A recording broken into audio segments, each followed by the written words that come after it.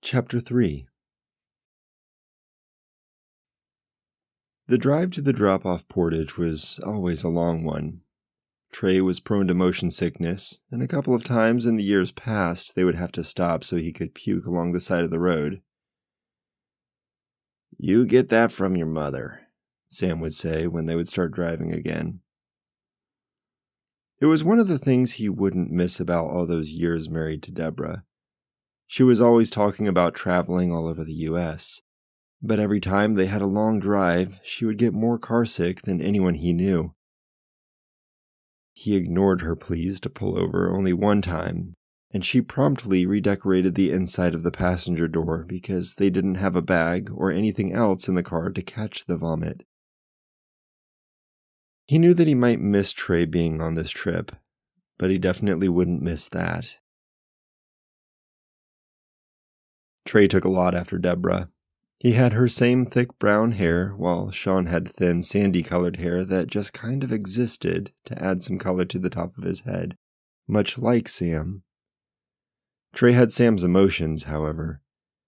Deborah always liked to keep everything bottled up, whereas Sam and Trey were more open and expressive with their feelings.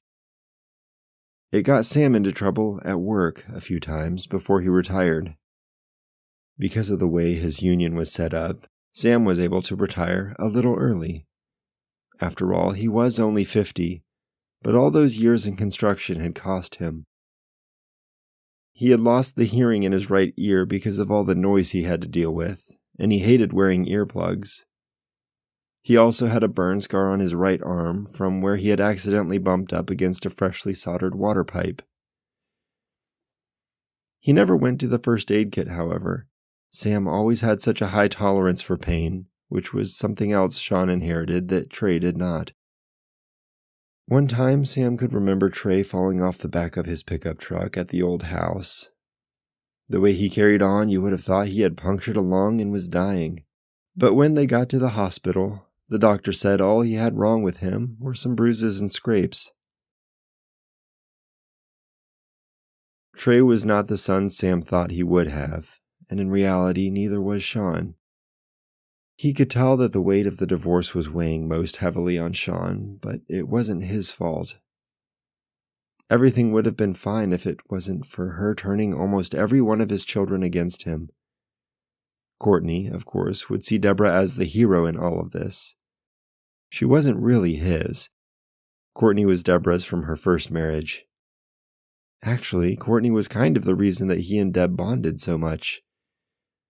They had both been married before, and so Sam had to accept Courtney as his own child, although deep in his heart he knew he wanted kids of his own. He spoiled her ever since he and Deb met, even to the point of buying her first car. Of course, none of that mattered now. In the end, she naturally sided with the one who birthed her. Trey was the firstborn of Sam's children, but the excitement of it all had turned to dread because the fact was that Trey was not really the first of Sam's children. That accident. There it was again.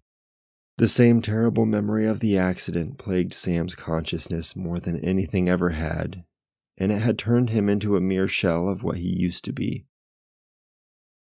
No longer would he throw his emotions into the spotlight, at least, not in the vulnerable way he had before.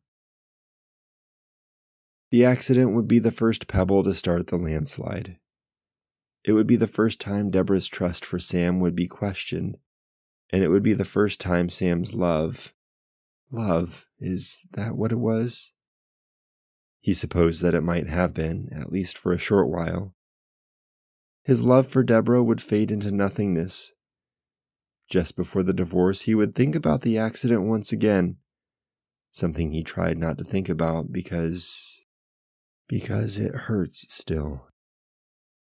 Yes, that was the truth of it. Nothing had ever cut Sam so deep. Straight to the bone it struck, leaving not only everlasting pain, but something else as well. It revealed a weakness, a chink in his armor. Whenever he thought about the accident, he felt exposed, like a deer out in the open. The hunters were there in the trees. He could smell them. but he couldn't run. The hunters could have been in any of the trees waiting for the opportune moment to strike. He was the prey. Sam despised being the prey, and so he tried to ignore it, tried to bottle it up and keep it hidden, just like Deborah used to do with everything. But Sam wasn't that way. He wasn't as skilled in that talent as she was. He fought the memory of the accident for as long as possible, but still, some way, somehow, it clawed its way back from the darkness. Crawling. Clawing. "Do you need help, hun?" Deborah called as he brought the luggage up to the condo. "I dropped one of your sandals on the stairs," he answered, his arms full of bags. "You want to grab it?" Without a word, she went out onto the front porch and down the stairs. The condo was propped up by 8 stilts, just like every other building on the beach. It was the same place they had gone on their honeymoon nearly 1 year before. Sam had never been there before then, but he instantly fell in love with it. The condo was right on the beach, so close to the water it was practically touching the Gulf of Mexico itself. It wasn't a super nice condo, and at this point in his career, Sam probably could have afforded a little nicer of a place for them to stay. But they both agreed that they wanted to see their honeymooning condo again. "I don't see it," he heard her call from below. Sam let out a sigh. This was another thing that began to bother him about Deborah early on. It was something he often had to deal with at work, mostly with new apprentices, when he would tell them to get something and they would barely glance for it before immediately saying, "I can't find it." "Well, look for it again, dummy," was what he usually would tell the half-asleep apprentice, and they would usually find it right after being answered by such bold-faced aggression. Of course, he couldn't talk to Deb this way, but man, he wished he could. "Check underneath the stairs, on the sand. It probably fell between the steps." Sam took in a deep breath after calling out to her, giving orders he shouldn't have been giving, speaking words that didn't need to be said, compensating for the laziness of others. It almost physically exhausted him. He had been dealing with it for years, but he shouldn't have had to deal with it from home, too. Sam could hear Deborah's heavy, pregnant footsteps slowly make their way down the rest of the stairs. "I got it!" she called out, as if a celebration were in order. Sam began putting away the groceries they had bought on their way down. There were so many. She always bought too much food on these trips, and they would always wind up having to either eat as much as they could on the last day or throw a lot of it away. He looked out the window of the kitchen. What once was a beautiful clear view of the beach a year ago was now blocked by a new high-rise condo building under construction. Such a shame, especially since down there it was mostly built by non-union scabs. He could see a few of them through the paneless windows, walking around, probably without a clue as to how many wrong things they were doing. It was at this point, when Sam was still trying to get everything perishable into the fridge, that Deborah would call for him again. "Sam," she called. "Sam." No, not Deborah. The hunters. Sam stared out the window of the outfitter's van, watching the canoe trailer bounce around in the side mirror. "Yeah," he answered. "I was just going to say that this is a really common place to see moose when we drive people out here," the driver told him. "So keep a sharp eye."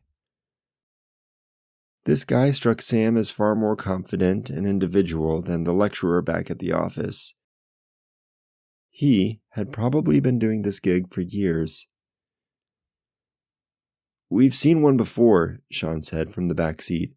"It was years ago, though, out on the lake." Sam could see that Sean was on his phone in the side mirror, probably texting Naomi. He liked that Sean had a girlfriend, but there was a small pang of jealousy there as well. After all, it was just after Trey started dating his girlfriend that he and Sam started having problems. Trey had decided he was going to move on with his life, but that he was going to leave Sam behind, alone.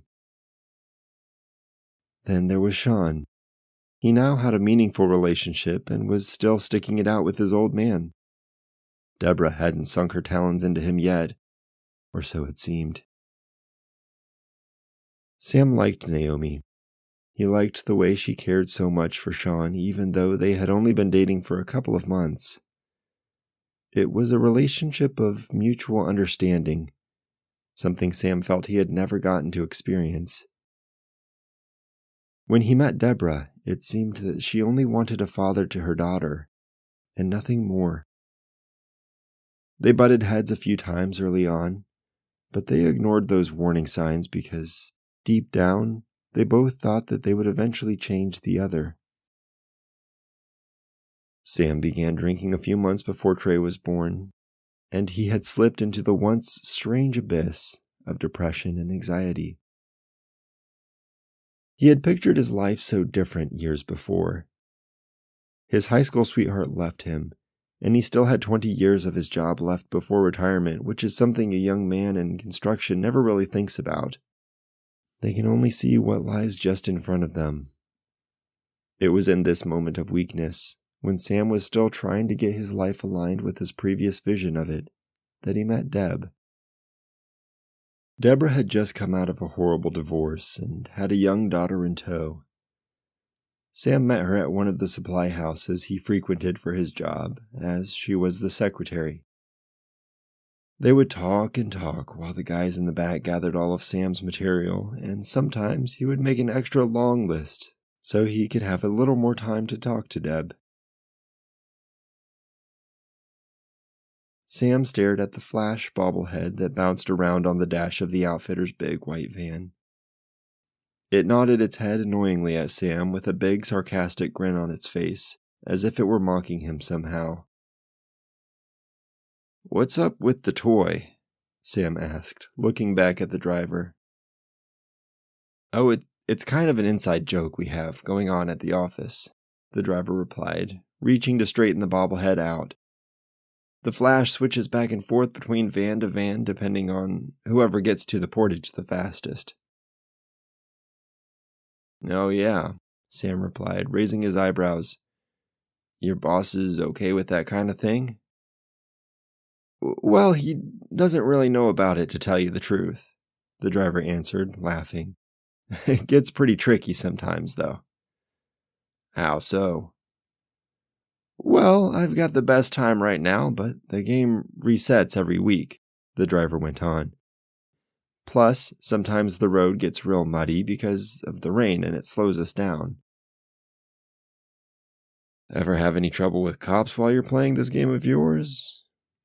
"Oh yeah, I've had a couple tickets from the state boys that patrol this road from time to time." Sam looked up at the trees whizzing by. Every now and then he could see a big turkey vulture circling overhead, probably waiting on some poor thing to give up the ghost down below. "Bet that's embarrassing," Sam continued. "I've never had a speeding ticket, especially not in a work truck." The driver's face began to turn a slight shade of red, as if he had said too much. "Good," he responded, probably making a mental note to not say anything further on the subject.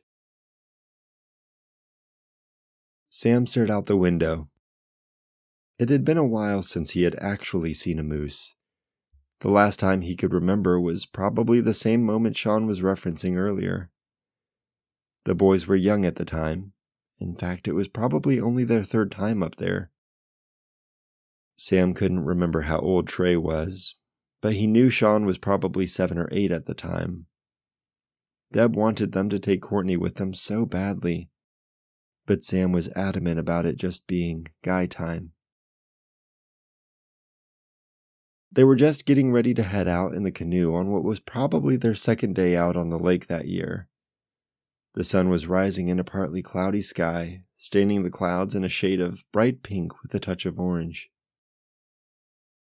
The dew was coming down kind of thick while they were loading tackle into the boat, when suddenly Sam heard something big moving in the water towards a nearby shoreline.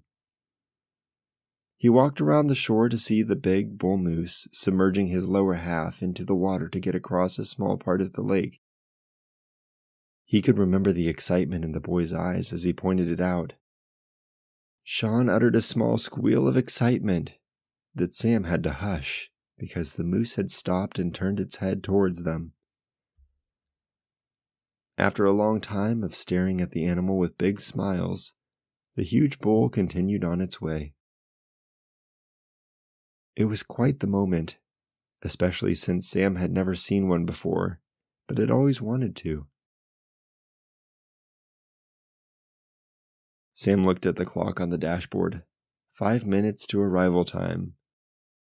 Of course, they'd get there faster than arrival time if the driver was playing his little game. But Sam was pretty sure he had scared any intention of that off.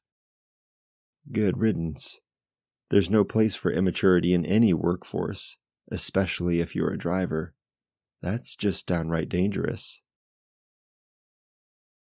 As his forehead touched the cold glass of the door window once more, Sam spotted the most wildlife he had seen yet.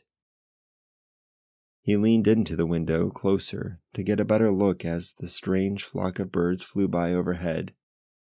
Strange because it wasn't just one particular species. There was probably 100 or so birds over them now, but the variety was even more impressive. He saw geese and herons, even what looked like a seagull or two. Then there were much smaller ones that could have been sparrows or blue jays, but it was too hard to tell from down here. Sam mumbled. What's up? The driver asked, now determined to keep his hands at 10 and 2. Oh, nothing, Sam said after a brief pause. When they finally pulled into the entrance of the portage about an hour and a half of driving later, Sam was happy he could finally stretch his legs. Do you want the canoe or should I take it? He asked Sean as he stepped out of the van. Why don't we both grab an end and carry it down? Sean said, looking up at him from his phone. Well, I could just get it myself. I just didn't know if you'd want to carry it this time. No, I get that, Sean answered, shooting Sam a confused look. But I don't see why we can't just carry it down together. Can you carry your bag and the canoe, though? Sam asked as he walked around the side of the van. Sean stepped out onto the damp dirt clearing. It was in the middle of a thick grove of pine trees, dripping some early morning rainwater on them from their low branches. Yeah, I'll be fine, he said, stuffing his phone into his pocket. He had lost service a half hour ago. That was the worst part about being that far in. If something goes wrong, it had better be something you can figure out with no help, because no one is coming until they drive back to pick you up, and even then they have to park a half-mile away from the shoreline. The outfitter pulled the canoe from the top of the trailer and dropped it onto the dirt with a thud. Hope you're feeling strong, dude, he said to Sean. Sam grabbed one end of the fiberglass canoe and lifted. It was lighter than he remembered. Without hesitation, he hoisted the whole boat up onto his shoulders and walked up to Sean. Just grab the tackle in the bags, he said, and make sure you don't forget the one with the water filter. You gonna be okay with that? Sean asked, looking towards the back of the canoe. Of course. Sam started down the path while Sean began hanging hiking packs on his shoulders. See you in a week, he said to the driver as he started down the path. Yep, he replied. Don't have too much fun. Sean wondered for a moment if, this year, that was even possible.